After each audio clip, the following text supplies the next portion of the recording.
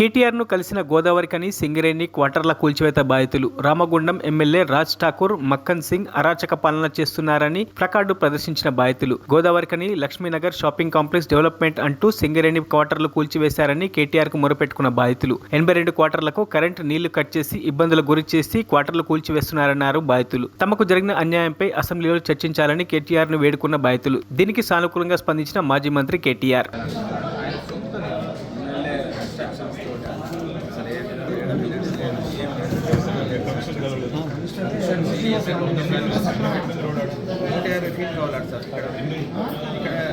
ఇటువైపు తీయడండి sir, natural justice లేదు. ఇటువైపే మొత్తం తీస్తారు, ఇటువైపు ఫీల్డ్ కూడా తీయాలి.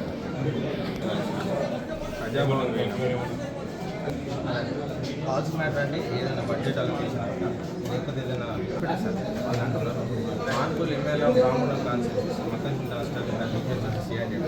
సింగిల్ పర్సన్ ఇక్కడ ఏమంటారు request to remove road winding and walking and construction of shopping complex. ఇక్కడ 2000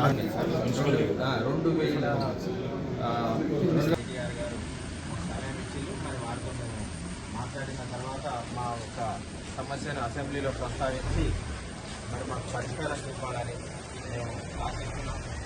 ఏదైతే ఇక్కడ 70 ఏళ్ళకి మరిన్ని అప్డేట్స్ కోసం మా ఛానల్ని సబ్స్క్రైబ్ చేయండి.